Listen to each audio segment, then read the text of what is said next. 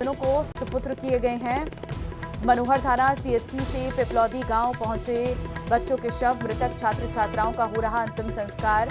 कल सभी मृतक 7 बच्चों के हो गए थे पोस्टमार्टम। पिपलौदी गांव में मातम का माहौल है। तो एक साथ गांव में 7 बच्चों के शव पहुंचने के बाद पूरे गांव में मातम का माहौल। और ये तस्वीरें भावुक कर देने वाली ये तस्वीरें हैं। छोटे छोटे नौनिहाल जो स्कूल में पढ़ने के लिए गए थे और तभी ये खबर सामने आती है कि जहां वो पढ़ने गए थे उस स्कूल की छत गिर गई है। और उसके बाद की हम ये तस्वीर आपको दिखा रहे हैं जहां पर एक एक करके 7 बच्चों के शव जो हैं वो यहाँ पर पहुंचे हैं और 7 बच्चों का यहाँ पर अंतिम संस्कार किया जाएगा। पूरी क्रियाएं यहाँ पर की जा रही हैं और गाँव में जाहिर तौर पर मातम का माहौल देखने को मिल रहा है। गाँव के ही 7 बच्चे जो अचानक इस हादसे का शिकार हो गए, जिनके शव जो है कल उनका पोस्टमार्टम करवाया गया था और आज जो है परिजनों को सौंप दिए गए हैं।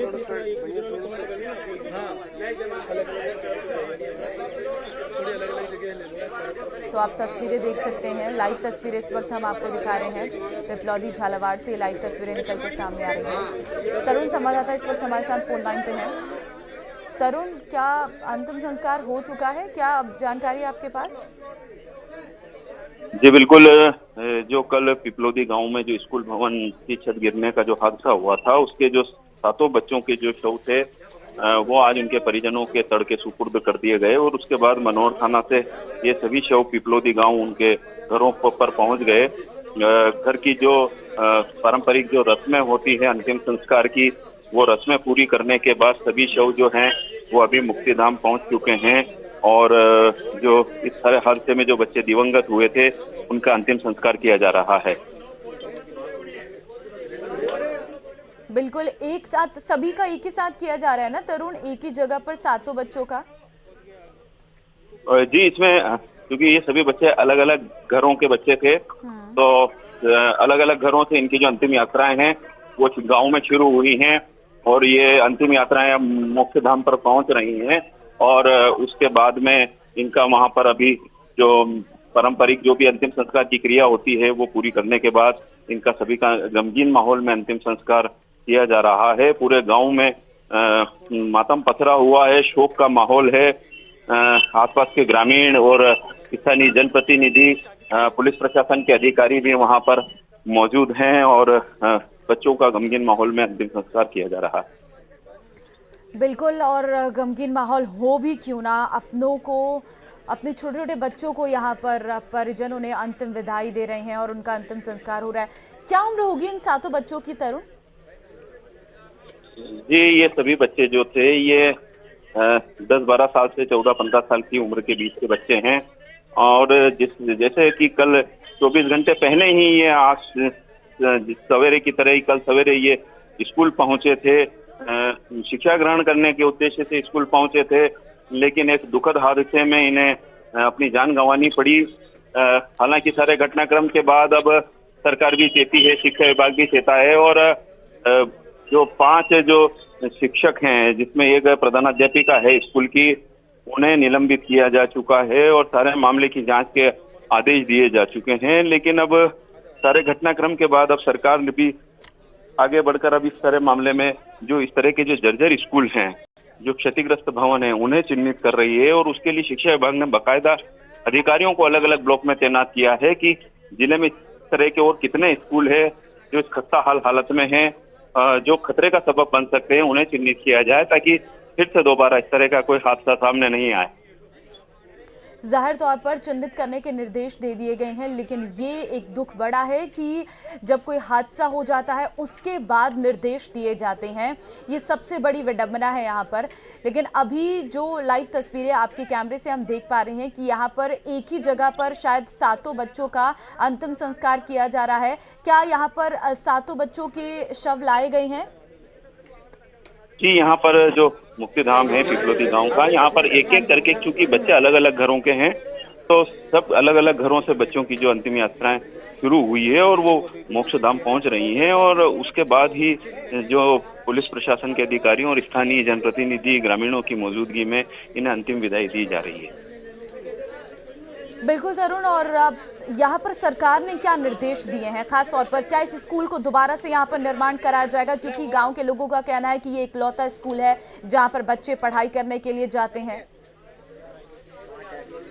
जी बिल्कुल, सरकार ने ये निर्देश दिए हैं कि अब इस तरह के क्षतिग्रस्त या जो भी जर्जर भवन है उसमें क्लासेस नहीं लगेगी। अब किसी भी हालत में इस तरह की क्लासेस नहीं लगेगी और जो स्थानीय शिक्षा अधिकारी है उन्हें भी पाबंद किया गया है कि आगे से इस तरह की घटनाएं ना हो। इसके लिए विभाग के उच्चाधिकारियों को पहले ही अवगत कराया जाए कि उनके क्षेत्र में इस तरह के कौन कौन से और ऐसे स्कूल हैं जो आगामी दिनों में किसी भी तरह के हादसे का सबब बन सकते हैं।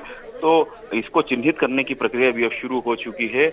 और जैसे कि कल रात मदन दिलावर भी पहुंचे थे झालावाड़ मेडिकल कॉलेज अस्पताल और उन्होंने भी जो घायल बच्चे हैं उनके परिजनों से भी मुलाकात की थी और सारे मामले में उन्होंने कहा था कि यह हादसा हुआ है जो कि दुखद है, मैं इसकी जिम्मेदारी लेता हूं और इस घटना में जो भी निचले स्तर पर लापरवाही हुई है तो उन जिम्मेदार जो कर्मचारी अधिकारी हैं उनके खिलाफ भी सख्त कार्रवाई की जाएगी।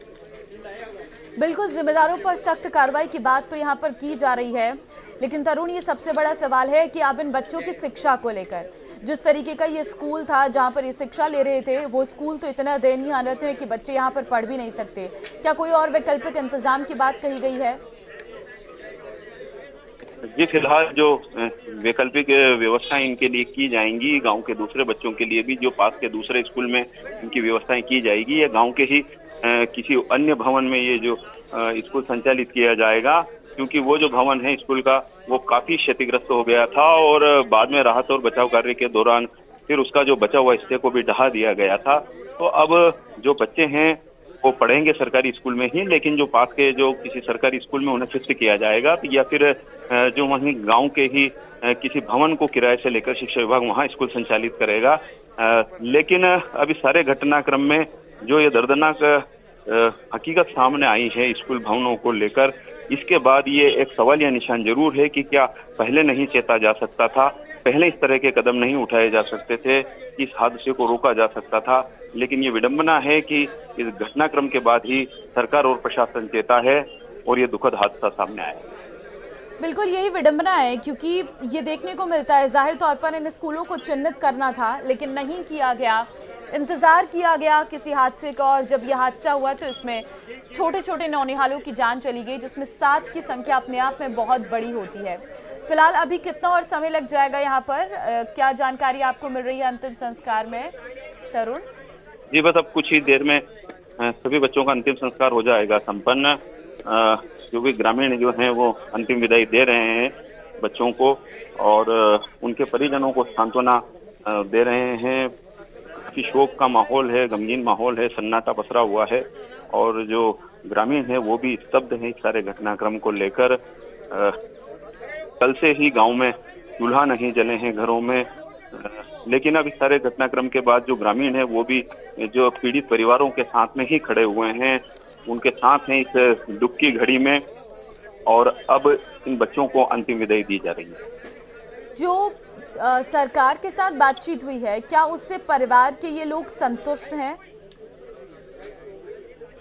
जी बातचीत के बाद संतुष्ट तो मतलब ये समझौता सा कहा जाएगा, क्योंकि मुआवजा राशि से किसी का बच्चा नहीं लौटाया जा सकता। तो पीड़ित परिवारों का भी यही कहना है कि 10 लाख रुपए का मुआवजा किसी बच्चे की जान की कीमत नहीं हो सकता, लेकिन ये सरकार ने केवल उनके घावों पर एक मरहम रखने का प्रयास किया है कि परिवार के एक सदस्य को संविदा पर नौकरी और 10 लाख रुपए का मुआवजा के साथ में इस चीज की भी घोषणा की है कि जो नया स्कूल भवन बनेगा उसके लिए 1 करोड़ रुपए की राहत, 1 करोड़ रुपए की राशि निर्धारित की गई है। और वहीं जो नया स्कूल बनेगा उसके जो क्लासरूम्स होंगे उनके नाम भी इन दिवंगत बच्चों के नाम पर होंगे, ताकि उनकी जो स्मृति है उसे चिरस्थायी बनाई जा सके। बिल्कुल, ये तो एक कदम है कि किस तरीके से इस गांव का माहौल शांत किया जाए, लेकिन आपको मैं इस गांव के बारे में, इस इलाके के बारे में आपसे जानना चाहूँगी। काफ़ी जैसे आप बता रहे थे कि बॉर्डर वाला इलाका है और हम गांव के लोगों से सुन भी रहे थे, उनका साफ तौर पर कहना था मूलभूत सुविधाएं जो हैं वो भी यहाँ पर बमुश्किल मिल पाती हैं। जी बिल्कुल, ये काफ़ी दूर दराज का इलाका है। झालावाड़ जिले के अंतिम छोर पर बसा हुआ जो मनोर थाना उपखंड क्षेत्र है, उसी के इलाके में, उसी के ब्लॉक में टांगीपुरा थाना क्षेत्र का ये पिपलौदी गांव है, जो कि मध्य प्रदेश की सीमा के नजदीक लगता है। तो काफी पिछड़ा इलाका है जहाँ पर मूलभूत सुविधाओं की कमी है। अच्छे स्कूल भवन नहीं है, अच्छी आंगनबाड़ी नहीं है। जो बड़ा अस्पताल है वो भी पास के मनोर थाना के जो उपखंड मुख्यालय है वहां पर CHC हॉस्पिटल्स है। तो गांव वालों को भी अधिकतर जो सुविधाएं हैं उसके लिए उन्हें मनोर थाना तक ही पहुंचना पड़ता है। सीमावर्ती मध्य प्रदेश के लोग भी इधर ही निर्भर करते हैं और यहाँ के लोग भी मध्य प्रदेश पे कई सारी आवश्यकताओं के लिए निर्भर करते हैं। तो कुल मिलाकर जो पिछड़ापन है इस क्षेत्र का और यहाँ पर जो मूलभूत सुविधाओं की जो कमी है वो लगातार बनी हुई है और यही कारण रहा कि वर्षों पुरानी ये जो बिल्डिंग थी ये अचानक से ढह गई और इसमें इन बच्चों ने अपनी जान गंवाई। कहीं ना कहीं एक सिस्टम की लापरवाही को उजागर करता है कि क्यों ना पहले ही ये सरकार या प्रशासन जाग जाते, क्योंकि हर बार मानसून के पहले प्रशासन इस तरह के निर्देश जारी करता है कि जो क्षतिग्रस्त भवन है उसमें क्लासेस नहीं चलाई जाएं, कौन कौन से स्कूल हैं क्षतिग्रस्त जिन्हें चिन्हित किया जाए। हालांकि कल इस सारे घटनाक्रम के बाद जब शिक्षा सचिव वहां पर मौके पर पहुंचे थे, कृष्ण कुणाल पहुंचे थे, उन्होंने और झालावाड़ के जिला कलेक्टर ने भी यही बयान दिया था कि तो लिस्ट हमारे पास आई थी मानसून से पहले कि जो जो क्षतिग्रस्त भवन हैं उनकी मरम्मत करवाई जानी है, उसमें इस स्कूल का नाम शामिल नहीं था। तो ये कुल मिलाकर एक बचाव की मुद्रा में अब प्रशासन भी नजर आ रहा है और अब सारे मामले में जो आगामी कदम है वो उठाने की तैयारी की जा रही है और इसके लिए शिक्षा विभाग ने अलग अलग ब्लॉक के अंदर जो जिले के अलग अलग शिक्षा विभाग के ब्लॉक्स हैं उसमें अधिकारियों को चिन्हित किया है और उन्हें जिम्मेदारियां दी है कि वे फील्ड में जाएं और ये चिन्हित करें कि आखिर कौन कौन से ऐसे स्कूल हैं जो इस तरह की हालत में हैं जहां पर बरसात के दिनों में क्लासरूम संचालित हो रहे हैं। क्योंकि अभी भी झालावाड़ जिला मुख्यालय सहित पिपलोदी गांव और मनोर थाना क्षेत्र में अभी इस समय भी बरसात का दौर चल रहा है और बारिश के दिनों में ये इस तरह के क्षतिग्रस्त जो भवन हैं वो फिर से कोई हादसे का सबब ना बन जाए, फिर कोई दूसरा हादसा ऐसा फिर सामने ना आ जाए। इसी की को रोकने की अब जो कवायद है वो शिक्षा विभाग और जिला प्रशासन जुटा हुआ है, लेकिन कहीं ना कहीं इस सारे मामले में आला अधिकारी प्रशासन अपनी जिम्मेदारी से नहीं बच सकते, शिक्षा विभाग अपनी जिम्मेदारी से नहीं बच सकता, क्योंकि बच्चों ने अपनी जान गंवाई है, 22 बच्चे घायल हुए हैं इस सारे घटनाक्रम में और इस तरह के सारे हादसे सबक लेने वाले हादसे हैं, लेकिन जिनकी लापरवाही से ये हादसा सामने आया है उनकी भी जिम्मेदारी तय की जानी चाहिए। हालांकि सारे मामले में शिक्षा मंत्री ने और जो आला अधिकारी है शिक्षा विभाग के उन्होंने ये बात जरूर कही है कि इसमें जिम्मेदारी सुनिश्चित की जाएगी। और जानकारियां इस विषय पर लेंगे।